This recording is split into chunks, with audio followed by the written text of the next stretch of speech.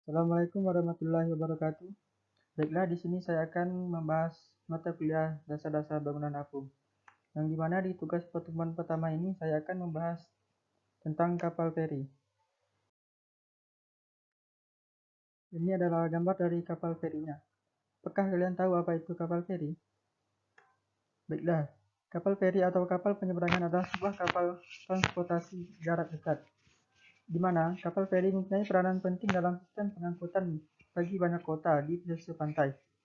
Membuat transit langsung antara kedua tujuan dengan biaya lebih kecil dibandingkan jembatan atau terowongan. Kapal feri termasuk jenis kapal penumpang.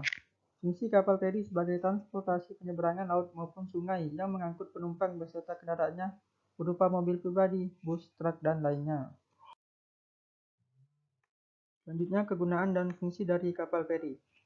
Yang pertama yaitu kapal feri adalah kapal yang memenuhi syarat-syarat pelayanan di laut dan dipakai untuk menyelenggarakan perhubungan tetap, misalnya antar pulau. Kapal feri terutama digunakan untuk sarana penyeberangan, termasuk menyeberangkan kendaraan darat. Berhubungan dengan kapal feri cukup berperan di Indonesia, antara lain penyeberangan di Selat Sunda antara Merak di Pulau Jawa dengan Tanjung Karang di Pulau Sumatera. Penyeberangan dari Surabaya ke Madura, dari Banyuwangi ke Bali, dan sebagainya. Fungsi dari kapal feri sebagai transportasi penyeberangan laut maupun sungai yang mengangkut penumpang beserta kendaraannya berupa mobil pribadi, bus, dan truk. Selanjutnya, jenis-jenis dari kapal feri. Yang pertama ada ujung ganda. Feri ujung ganda ini memiliki bagian depan dan belakang yang dapat ditukar sehingga feri ini dapat berlayar bolak-balik tanpa harus memutar. Itu ada contoh gambar dari kapal feri ujung ganda. Selanjutnya ada hydrofoil.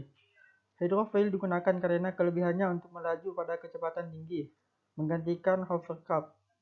Hydrofoil juga terbukti sebagai solusi praktis, mudah, cepat, dan ekonomis.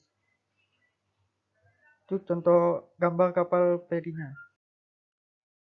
Selanjutnya ada hovercraft. Dikembangkan pada tahun 1960-an dan 1970-an untuk membawa mobil. Dan terbesar adalah jenis SRN-4. Hovercraft digantikan dengan katamaran yang hampir sama cepat tetapi lebih tidak terpengaruh oleh keadaan laut dan cuaca. Itu gambar kapal ferinya. Selanjutnya ada katamaran. Katamaran biasanya dihubungkan dengan feri kecepatan tinggi. Itu ada gambar kapal feri dari katamaran. Selanjutnya ada RoRo atau feri roll on atau roll off. Adalah feri besar dan konvensional, di mana kendaraan dapat keluar masuk dengan mudah. Selanjutnya ada feri kabel. Untuk jarak yang dekat dapat digunakan feri kabel, di mana feri digerakkan dan dikendalikan dengan menggunakan kabel yang di samping di kedua sisi. Kadangkala feri kabel digerakkan menggunakan tenaga manusia. Feri arus adalah feri kabel yang menggunakan kekuatan arus sebagai sumber energi. Feri rantai dapat digunakan di sungai yang berarus laju pada jarak pendek.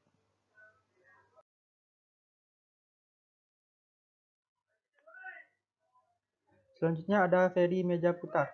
Feri jenis ini memiliki platform yang dapat diputar untuk memuat kendaraan.